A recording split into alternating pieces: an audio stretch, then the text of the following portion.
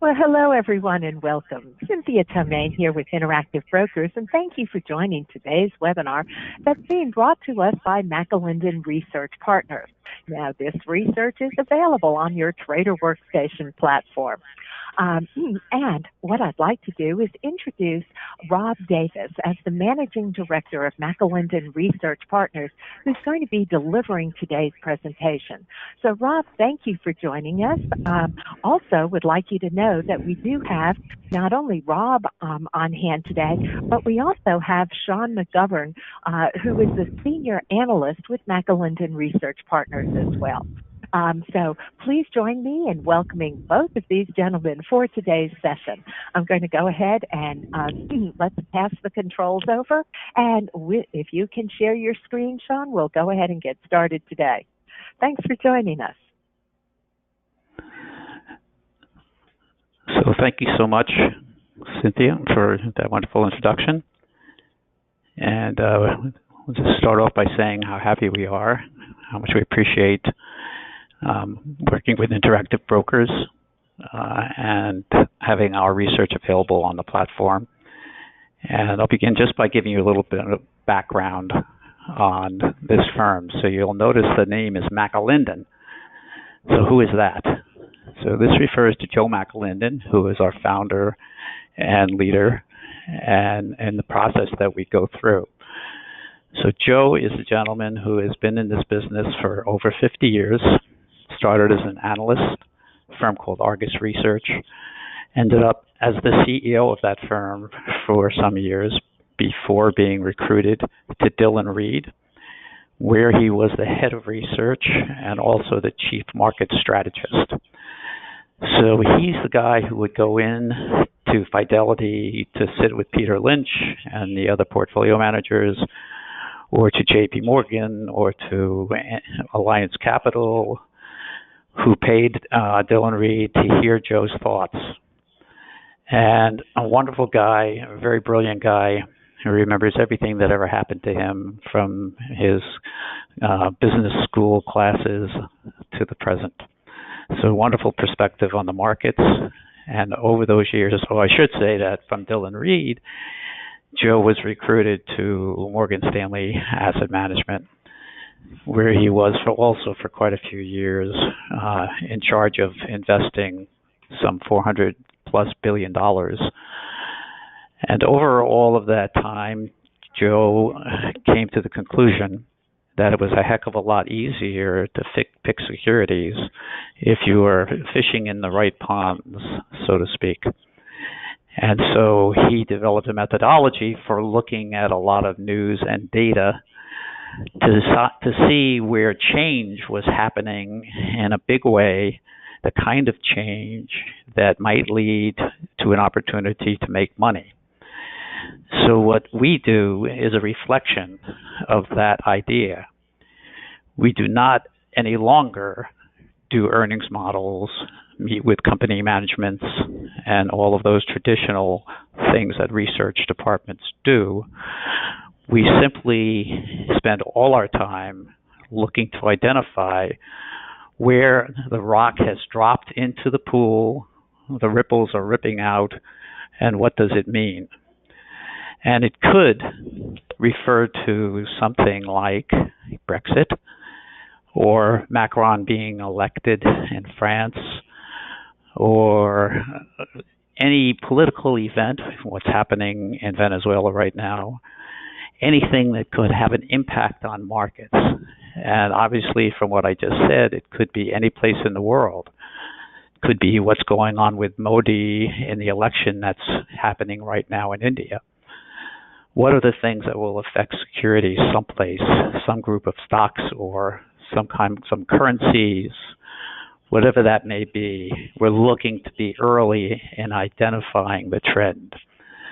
So if we go to the first slide here,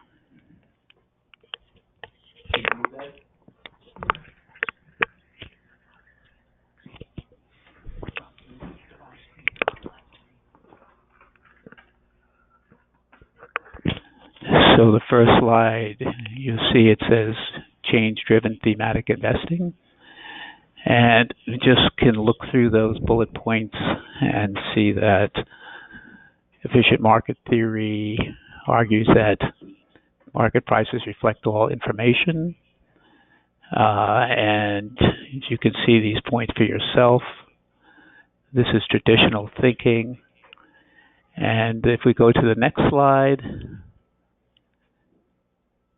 you can see that what happens is that when there are events, often stocks will just keep moving in the same direction, and it'll take some time before, in certain cases, before the equilibrium is actually shifted and disrupted. And in that period of time, you may have an opportunity to take on a position, and that's what we look for as the sweet spot of the opportunity. Now, sometimes the markets adjust very quickly, but there are times when you get this opportunity. And that's what we look to try to identify from doing our work. So if we move on from that, we'll see a couple of examples. And of course, our explorations can lead us either to the long side or the short side. And in this case, was a recommendation to short autos. So Sean, why don't you just step us through the rationale that we had that took us here? Hey everybody, glad to be on the call. So with autos, we went long on this, or we made it a long theme in October 2017. We saw that default rates were on the rise, and we saw these loan terms extended, and you already had high auto inventories, and essentially it was a short theme, and eventually you saw that the loan terms were extended, as I was saying, and lots of underwater negative equity. I think we actually just hit a all-time high for the amount of subprime loans that were more than 90 days late on payments. And then as time went on, you saw the tariffs come into play as well, which really you can see in the chart how that just completely pushed the performance of the autos down. And now China, for the first time in 27 years, had car sales actually decline, which is unbelievable in the largest car market in the world. And so now you're also having a lot of pundits saying 2018 might have been peak auto demand. And then going forward into 2019 and beyond, you're going to keep on seeing these auto sales fall into the future. Yeah, there was another point of interest was all of the new kinds of companies coming into the auto industry, right? Exactly, because as you're seeing going forward with electric vehicles, autonomous vehicles, that cars are not just vehicles anymore. They're sort of turning into computers on wheels. And that not only hurts the automakers, hurts the auto suppliers as well, because the number of parts needed for an electric vehicle powertrain is a fraction of what you need for a traditional internal combustion engine. And so it's going to hurt them, and you're going to have all these automakers that are going to have to retool their workforce to be much more tech-based and compete with companies like NVIDIA, who are going to start encroaching on that market and start trying to, you even heard that Apple wants to make a car for themselves. They haven't been very successful thus far, but they've also never made a car before. But these are all sort of headwinds that are hitting the auto industry, and it's completely transformative. Thanks, Sean. And then if we take a look at the next example, here's one which we haven't heard of as an exciting long possibility for a long time. Electric utilities normally thought of as a haven for people that just want income. So what's changed here, Sean? Yeah, a lot of people wouldn't think of utilities as a very exciting play, but that's just not the case anymore. Even if you look at 2018, you saw that the XLU, which is the ETF we use to track the utilities theme, was the second best performing sector ETF for the year. But even beyond 2018, you're looking at the explosion of IoT. IoT is the Internet of Things. It's going to be how electronics devices are completely interconnected with one another. Cisco's predicting that the number of connected devices on the internet is going to exceed 50 billion by 2020. and then rise to 1 trillion by 2022, and then even 45 trillion by 20 years, a number that you can't even fathom. I mean, that is unbelievable exponential growth. And electricity consumption is projected to increase to roughly 140 billion kilowatt hours by 2020, the equivalent annual output of 50 power plants. It's going to cost the average American business $13 billion annually in electricity bills, and that is completely unprecedented. I mean, that is, and you also have rising electricity prices when those prices were completely flat for years. But now you're starting to see them tick up again because these power plants they're going to be very stressed. They're going to have to start reinvesting money to expand their operations. Just for things like electric cars. U.S. households with an electric car could see a 50% increase in electricity usage over the next decade. And so for standard 2-car American household, electricity bill is going to be double if they switch to EVs. And that's just electric vehicles. You're not talking about the 5 Amazon Alexas they're going to have and all these new devices that are going to come into play. So the utilities are essentially going to be fueling the future. And that's going to cause, I think that's going to make the scene a bit more interesting. Yeah, that's for sure. So just to go back to the beginning for a moment, I said that what we do is we look at a lot of news and data. And 4 days a week, we do a deep dive into one of those subjects. And in a few minutes, we'll be going over one of our reports as an example with you. But we do this continuously. When we look at a subject like this, it doesn't necessarily mean that we're recommending it or we think the opportunity is timely in that moment. It means we're looking at it. We're examining it. We're trying to find the right entry point. We're looking at do we think that what the opportunity is reflected in the market yet or not? And we're looking for that sweet spot, always looking for that sweet spot. So now we're about to talk about another fascinating subject.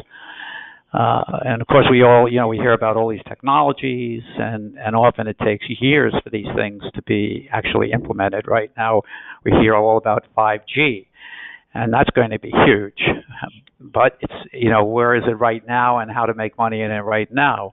So while we have done a number of feature topics, what we call feature topics, which are the main subjects of our reports on 5G, in order to be up the learning curve so that we will recognize the opportunity when it's right. This coming up now is a subject which we also looked at for a long time and decided that it was timely, and that's robotics and automation. And why is it that we do think that, Sean? So robotics and automation on its face isn't exactly surprising, or everyone kind of knows that automation's coming around, but they don't understand the full scope of how it's going to transform every industry. Most people think of it as a manufacturing thing or an e-commerce thing, but it's everything. I mean, even if you look in the restaurant sector, restaurant and food service, which is usually a pretty low margin business, they're finding these ways to have robots preparing food. One of the most interesting, there's a startup that's funded, that just got a $700 million investment from SoftBank, which delivers pizza. But what it does is that it has a truck with robots in the back that make the pizza. The truck is supposed to be driven autonomously as well, and it's completely automated pizza delivery to your house. And that's, who thinks of that? That's something that nobody could think of, but that is sort of the transformation for just one of those industries. And if you look, International Data Corp estimates that money spent on robots globally in 2015 was $71 billion, and that's expected to more than double to $135 billion this year. Worldwide shipments of industrial robots are going to triple by 2025, and that's going to be significant because, as you've seen, that low unemployment rates are becoming sort of like the new norm in America, which is a good thing, but it kind of leaves business owners looking for people to do very menial tasks, and that's perfect for robotics. I mean, you just saw that. I think the JOLTS, the job openings, just hit a 17-year high just last month, and a lot of that could be remedied by robotics and automation. So looking forward, I mean, e-commerce leader Amazon.com already has more than 100,000 robots at 175 order fulfillment centers worldwide. And 60% of the world's 2,000 largest companies are going to have deployed autonomous mobile robots by 2021. And as I said, it's not just manufacturing, it's not just e-commerce. You're even looking in industries, mining industry, beginning to advance automation technologies. Rio Tinto is rolling out the world's first heavy freight driverless rail network in the Pilbara, which is a remote desert region in Western Australia. So you're going to see this kind of automation in energy, all in all industry, and it's going to be completely transformative, like nothing we've ever seen before. Probably have a big impact in the oil sector as well, in oil services sectors. Exactly. Actually, that's really interesting. The robots in the energy services are performing routine maintenance on underwater pipelines, on oil platforms, all these kinds of things. So absolutely. Yeah. So that's a good example, Sean. And of course, if you look at the charts, they didn't fare too well in the fourth quarter, did they? No. Well, I think a lot of these things that are tech-based are going to, I mean, they really got hit in the fourth quarter along with everything else, but you can see it's really having a bit of a rebound here, and I think that's sort of indicative, and you've seen it. It's outperformed before, and this is one of those technologies that isn't going away, so I think it's a matter of when and not if. Yeah, so that brings us to our last example of an actual theme, and one which is also, so interesting. It just boggles the mind if this actually turns out to be something that can get through the FDA and get approved, which is coming down the road. But there are a group of companies that are public that are operating in this space as we speak. So there's a lot of misunderstanding about this whole subject of CRISPR, which is one of the most exciting fields within biotechnology today. And so again, Sean, would you give us the basics? Yeah, absolutely. So CRISPR it's a way to modify genes, essentially. Gene editing is the simplest way to do it. You can go into someone's DNA, clip away sort of the bad parts of their DNA that might leave them predisposed to certain kinds of cancers, deformities, anything like that. And obviously that is going to change the healthcare industry forever, especially when, and they're working on this at Harvard right now, is making it germlined. And germlined means that when you edit DNA of one person, they can pass it down to their offspring. So effectively, if you eliminate the predisposition for breast cancer in a woman's DNA, that will be able to be passed down to their children, and then they might have a much lower predisposition to get breast cancer or any kind of cancers that we have proven are related to genetics. And you can see that Editas, which is a public company that's working on this technology, recently won FDA approval for its IND application for LCA10, which is an eye disorder. And it's one that there's not a whole lot of treatments for, but this could eliminate it from your DNA, and it would no longer be a problem, obviously. And this is pretty far down the line that we're looking with this one. This one's sort of controversial because it's very, very volatile, but this is the time to be in it because it's not just going to affect humans. It's going to affect agriculture in the same way that GMOs have helped agriculture. CRISPR will do the same thing, but GMOs have become unpopular. A lot of people have abandoned it, have gone for organic foods and all of that. And when something is edited with CRISPR, it is still organic. The FDA still considers it organic because it's not a chemical. It doesn't fall under the GMO brand. And not only can you use it to raise disease resistance in crops, you can change the crops. I mean, they're making these things like spicy tomatoes, sweet potatoes that are especially sweet, all these sort of custom-made things with gene editing. And as I said, it can still be used to enhance the crop yields, which we're going to need since we're feeding more people than ever these days, and more food is necessary to feed the world. So this is something that has agricultural applications a few years down the line, and then human applications also coming up. So thank you, Sean, for that explanation. So here are a few examples of themes that we consider either to be favorable toward on the long side or the short side. And this, what you're looking at right now, this grid, obviously green depicts places where or themes where we're favorably disposed, and the reds where we're not. I'll just mention one example, which is housing, and you can chime in on this also in a moment, Sean. But it was back in the end of 2011 when the world was falling apart, when banks' inventories were swollen with defaulted on mortgages, and everybody thought the prices would have to drop another 30 or 40% before things would equalize. And our leader Joe, in data that he watched, identified that there was a tremendous uptick in traffic in home builders, going through home builders' offices. The rent-buy equation was dramatically in favor of buying at that point, with, if you remember where rates were, basically zero, the lowest mortgage rates in our lifetimes, in generations. And for all those reasons, by early 2012, we had written our formal recommendation for housing, and that recommendation stayed intact up until just the end of last year. I say what it was, November, Sean? It was October 1st. Okay, October 1st, that we pulled that recommendation, and then shortly thereafter we recommended shorting housing, and the results have been pretty stunning.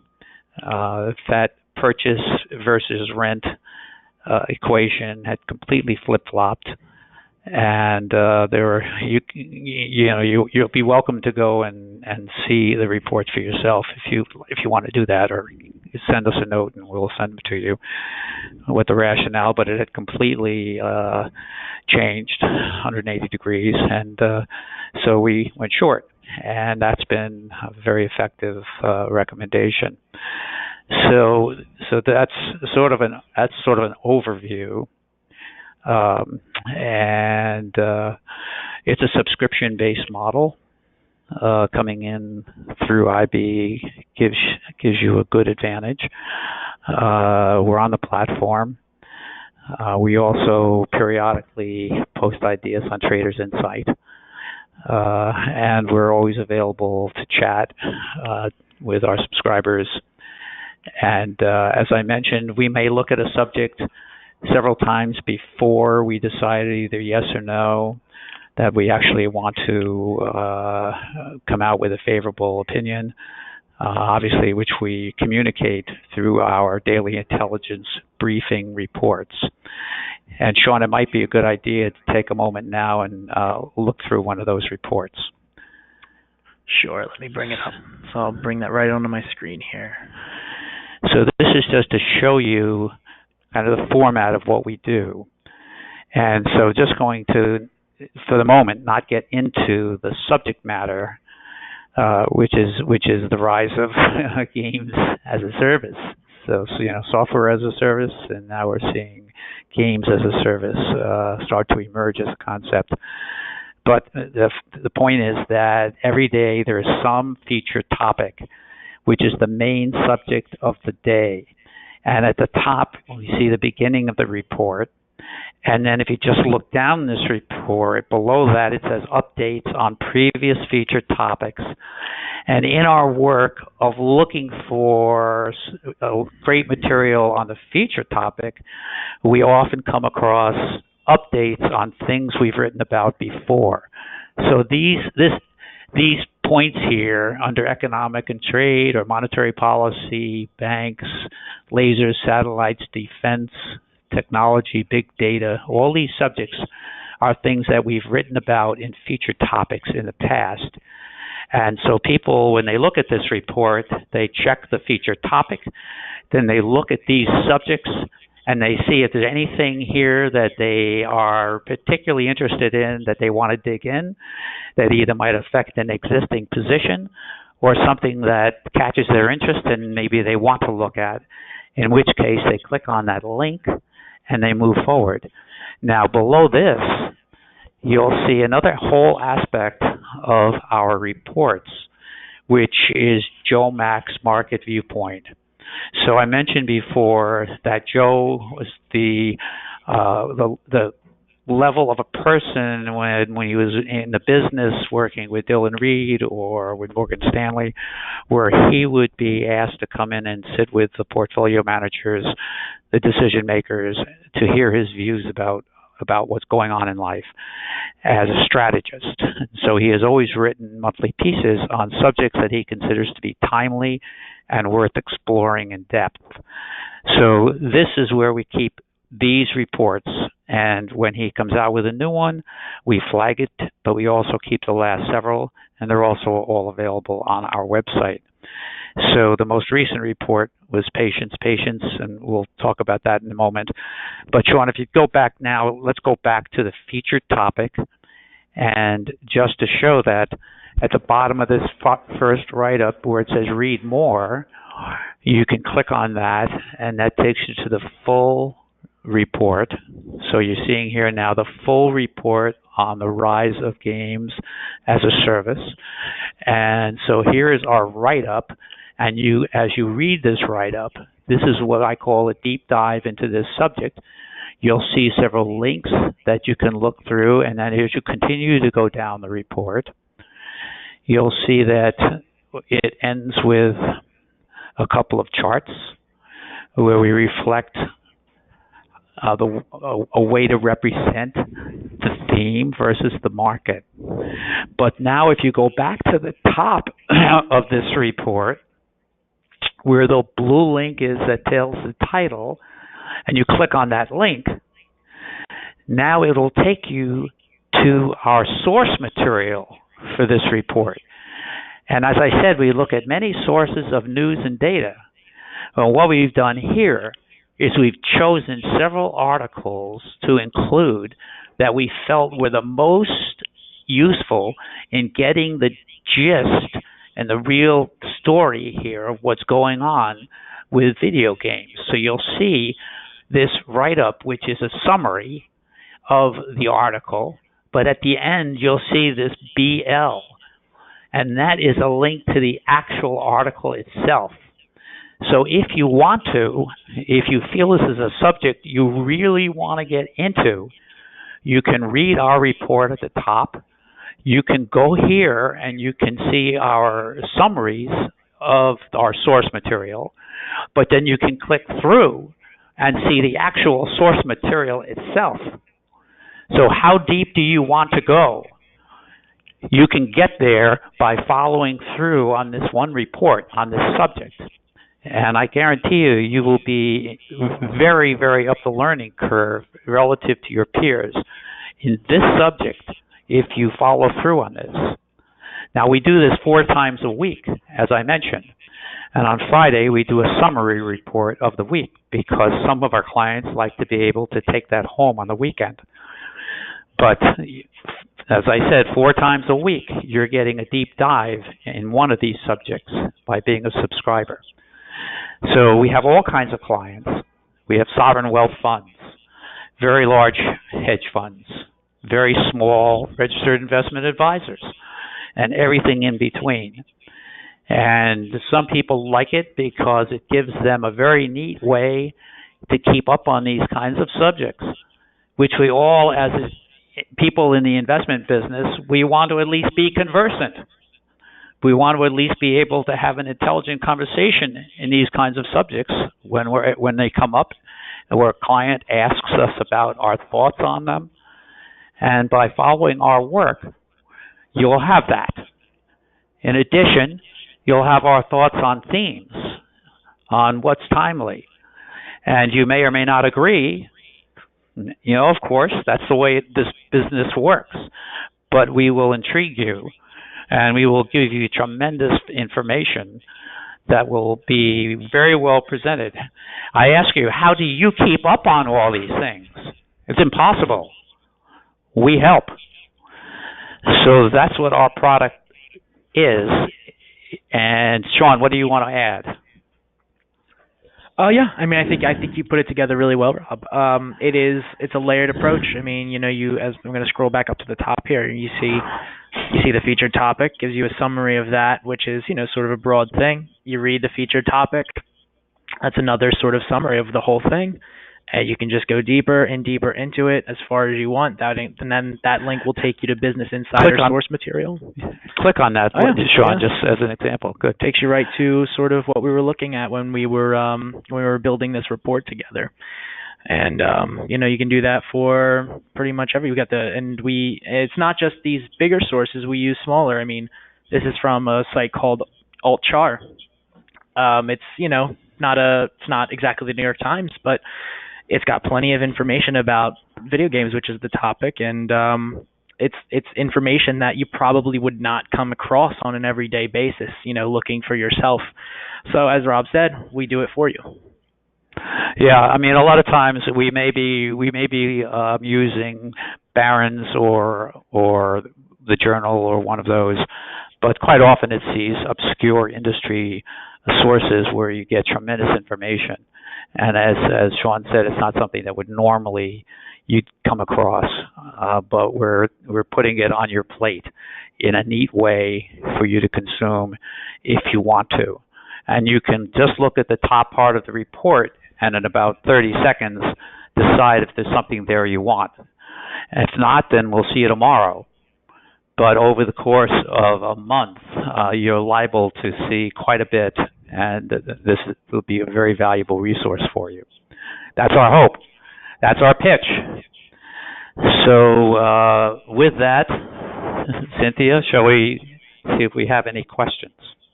Well, at this point, what I would like to do is invite any questions that you might have and remind you, you can enter those through the questions panel that's included over on the right-hand side of your screen. Simply double-click that panel and you can actually add any questions you might have for our presenters here today. Also, what I would like to do while we're waiting for any questions to come in, I'm going to quickly take you to where you can find information on the Interactive Brokers website. Notice what I'm going to do here. Let's go ahead. I'm going to take you over to our website, where you'll be able to see, and by the way, this information is available underneath the pricing menu. Go under research and news, and here you'll be able to find all of our additional subscriptions that are available. Now, if you do a control or a find on the page for either McAlinden Research or MRP, you can find additional information, view a sample report, just as Rob has been showing you, and then even get access directly to the website. So if you'd like to try out these research features, be aware that you can do so. And by the way, let me take this back here. Notice we even show you where you can go to subscribe to this information. So I did want to quickly show you that, but I see some questions are coming in. So what I'm going to do is let's pass this. I'm going to take make the presenter back to Sean. So if you can grab those controls, and we'll get back to any of your questions at this point. Here we go. Thanks, Sean. Yeah, we have a question about how we're seeing the markets with all this volatility, and some of these subjects that we're talking about obviously have a lot of volatility. So when things go rough, we're not saying we don't experience it and we don't suffer along with it. And sometimes, and so we have to constantly be reassessing, just like you do in your portfolios. We have to constantly reassess all of our themes, which we do on a continual basis. So, but there's a question about the markets, thoughts on the market. So I want to just again refer you to Joe Mac's market viewpoints, which again are on the reports below the section on updates on previous featured topics, where we have Joe's market viewpoints. And I'll just say that you're welcome to go and read this report. This is his latest report. It says patience, patience. And I'm not going to go into all the details because it's here. You can get it. If for some reason you can't access it off your platform, just shoot me an email at rob@McAlindenResearch.com, and we'll get the report over to you. But in essence, what Joe believes at this point is that the markets are going to continue working their way higher through at least the middle of the year. And then we have to reassess.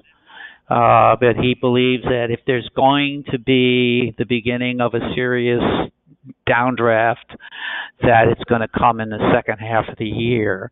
And yes, there'll be ups and downs, and of course, because look where this market is. So there will be, there will be the usual. But he does not see a serious bear market starting potentially even before the second half of the year. So at the moment, our backdrop is that we're feeling pretty sanguine about what's going on. We don't believe we're heading into a recession. We don't believe things are there's much to be terribly concerned. There's always a lot to be concerned about, but we're not feeling really queasy about these things right now. We're feeling good. We're feeling strong. We're feeling like we have a very good backdrop and a good context within having these themes. So we want to convey that to you too. And this happens, as I mentioned, on a monthly basis. Joe is looking and providing this information. So it's a completely different type of report than the daily focuses on things like 3D printing and CRISPR and what might be happening in France or India or these other kinds of things where you write on a daily basis. This is our backdrop, and context in which we're doing everything else. And I think that if you got used to reading these reports, that you would look forward to getting the next one and look forward to delving into how Joe expresses himself and explains from the big picture standpoint. So that's all I have to say about that. Yeah, I wanted to address some of these questions. We actually have a decent amount of them coming in. Thank you very much. First one I'm seeing, well, first we have a comment. Interesting for electric utilities. Thank you very much. The next question here is, I noticed that utilities, robotics, and gene editing themes all underperformed the S&P 500 ETF to date. So how do you know when the real disruption or catalyst will kick in, i.e. the sweet spot? So is the theme strategy will outperform? Well, I'm really glad you asked that, actually, because the daily report that I had just highlighted, if I go back here, about video games is a perfect example of that. We look at the fundamentals. We look for transformational, disruptive change. And when we find evidence of that and we really believe that is going to happen, that's when we put the theme on. So like with video games, we didn't talk about this in the PowerPoint. With video games, the entire model of the business is changing. Video games were always focused on sales. It was how did you do at the launch date? How do you sustain your sales over a long period of time? That's not what they're looking for anymore. A lot of, if you've heard of the video game Fortnite, I'm sure you have. It is the most popular game of all time. They have 250 million players now. The game's free. You get that game for free. But power-ups, characters, player skins, different levels, all of that is charged in-game. So the new video game model is based on in-game transactions, and it actually reduces the overhead for these gaming companies because they don't have to produce discs, they don't have to ship them out. Everything is downloaded offline. That's going to work in with cloud computing and all of that. So we have seen that video games are in the midst of a transformation of their business market of their business strategy to a more profitable sort of industry. And that's going to, and right now they just had a pretty weak earnings season, if we're being honest. That was sort of, but that's because of what we called the Fortnite effect. Fortnite is so popular and the model is so successful that it's actually sucking away competition. Other people aren't buying some of the most popular franchises because they're too busy with Fortnite. And so now that you see EA, Electronic Arts picking this up, Activision picking this up, and they're starting to make that change, that's why it's a theme. And in the long term, you're going to see probably sooner than later that disruptive change is going to be reflected in the market prices, because we look at the fundamentals and then the market prices always come. They have to adjust eventually, but status quo bias, which is what we characterize as a change happening, but then people don't change right away.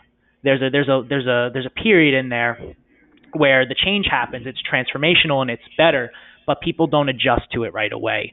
So when we go long on something and it underperforms for a short time because of a broader turn down in the market or things like that, that's sort of the period of status quo bias. But when that passes, you see really strong alpha out of that.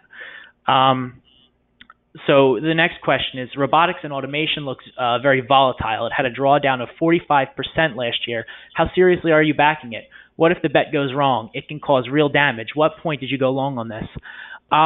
So for robotics and automation, yeah, I mean, it's all tech companies. That's absolutely that's sort of that's how you play the game in these tech companies. But that was, I think, that 45% drop off.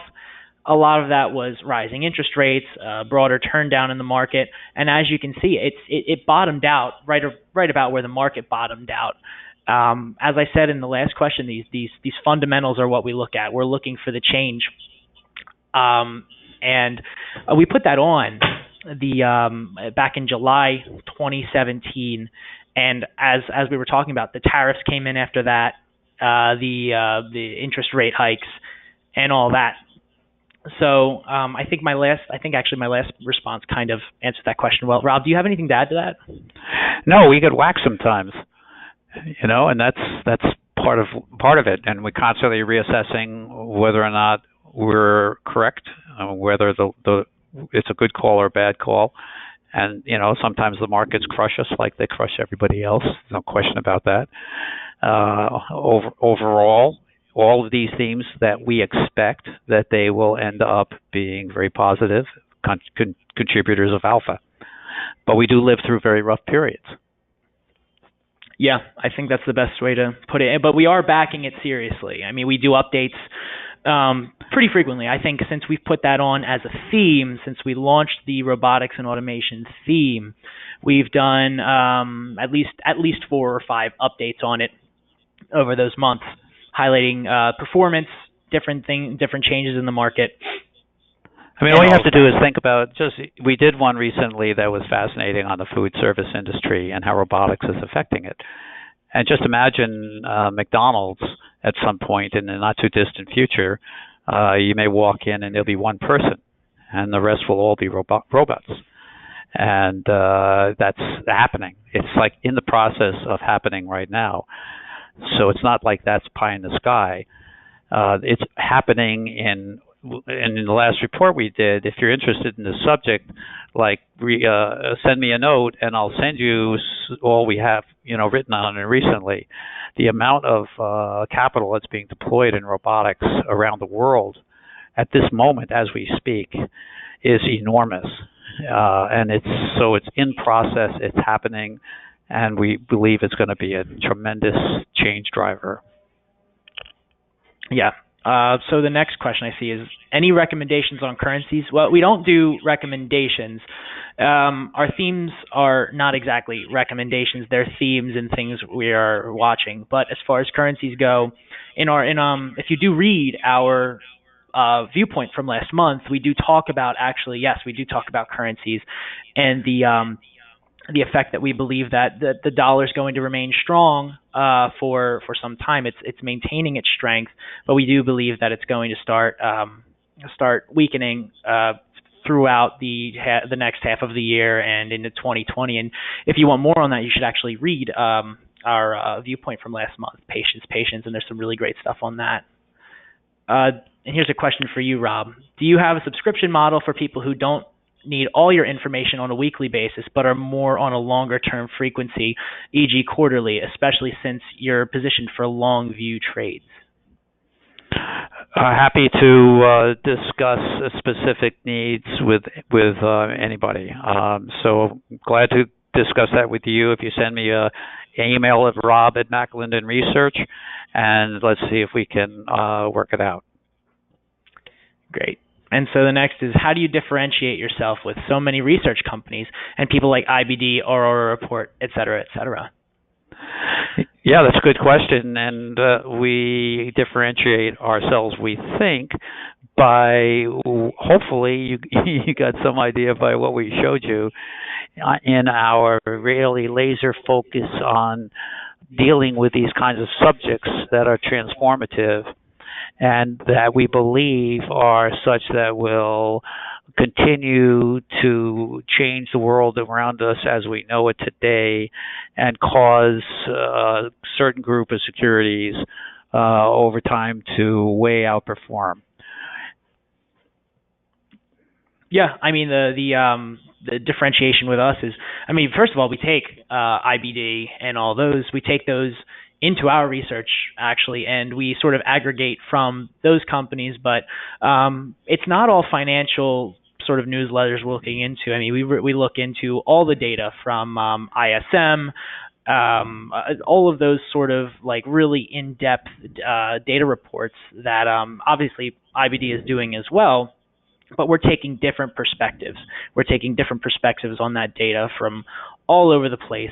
And even tech journals. I mean, that's one of the biggest things. Is one of our best sources that I check every single day is MIT Technology Review, and that always has these sort of thematic, interesting things that are almost it's pretty often related directly or indirectly to our themes. So I think our difference is that we are looking at we are not just looking at financial journals. We're not just talking about financial information. We're sort of talking about market dynamics and the technology that's changing according to the scientists, according to Science Daily, Hackaday, Futurity, all these sort of science journals that really do affect the investment market, though. So the next question is, but one would, and this is a response to what we were talking about with the underperformance of some of our themes, but one would wait for a long time for this sweet spot. Meanwhile, you continue to underperform the market. Yeah, well, when we chose these themes for this presentation today, actually your next question actually answers this well, that we do have a large list of themes. And when you look at the returns of our entire list of themes, yeah, it's we have actually done just as well as the market. Even in the downturn, our shorts have helped a lot, obviously, because the shorts have done really well. But we do, because the next question here is, do you have a model portfolio and the actual performance on all these themes to date? Yes, we do. And in 2018, yes, we actually did. We did just as well as the market, if not a little bit better. And I could not bring that up for you right now, but that is something we absolutely have. And actually, I think we could send it over to you if you get in touch with Rob about that.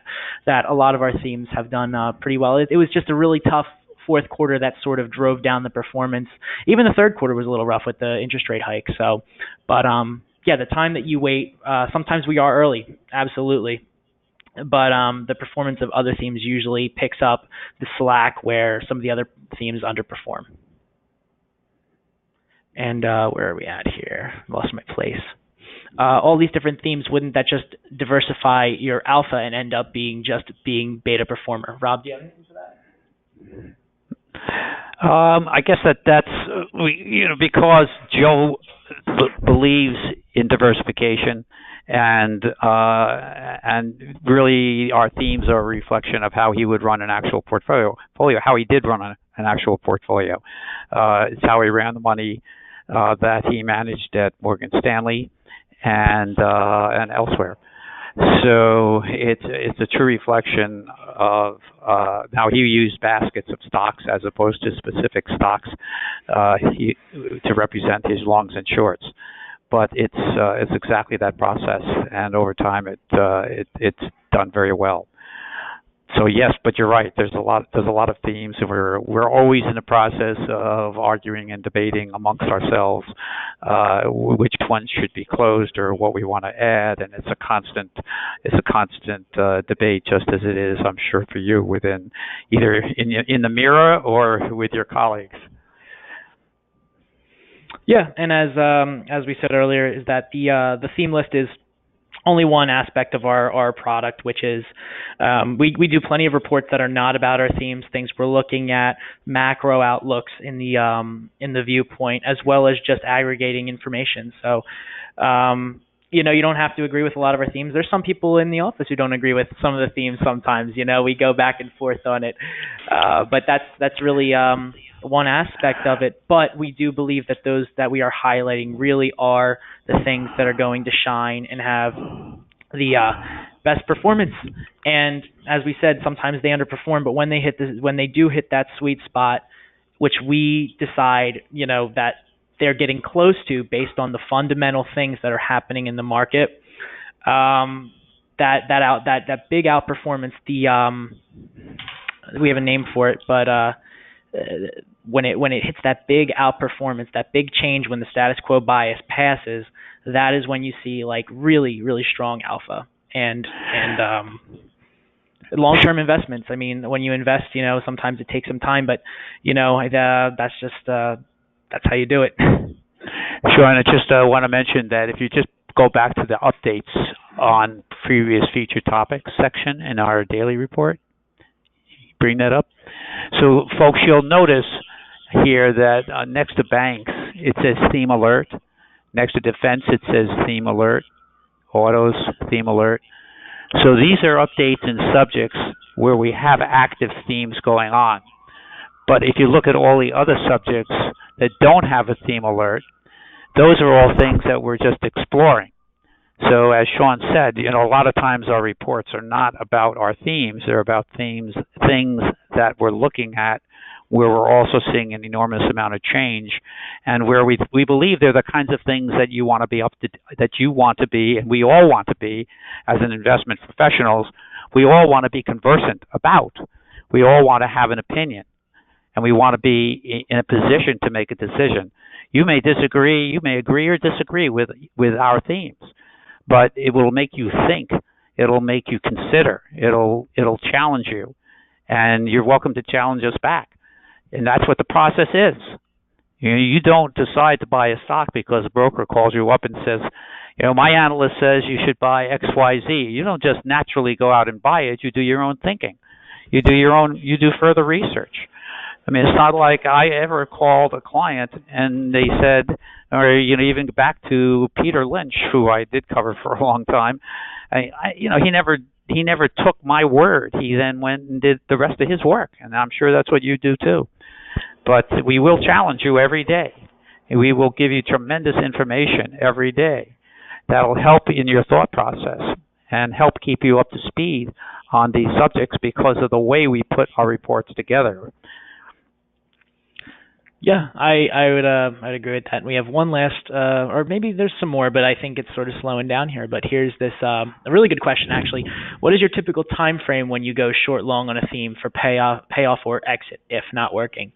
We have been we're hesitant about exiting often.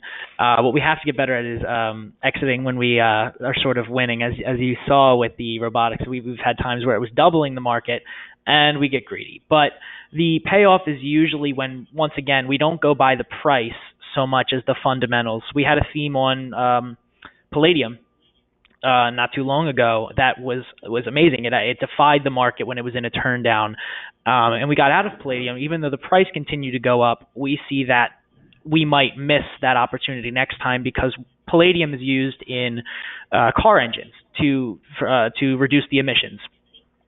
But what's happening is palladium is becoming so expensive because there's more and more of it being needed in the car vehicles, the car engines rather, to reduce the emissions, that eventually they might start switching over to just using more platinum, because platinum can also be used. It's just not as effective.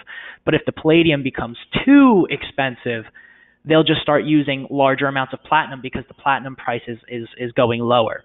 So we saw that, and that was our reasoning for getting out of palladium. Even though the price of the ETF we were tracking continued to go higher afterward, we still feel we made the right decision, because that could turn down at any point if there was another transformational change in the market that forced automakers to start using platinum instead.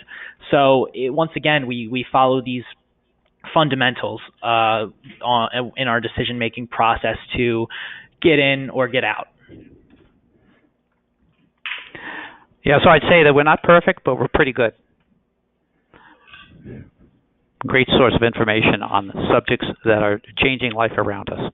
What's also one final thing I'd like to highlight with this is that looking at the performance of our closed themes compared to our open, because we have open themes and we have closed themes that we also track.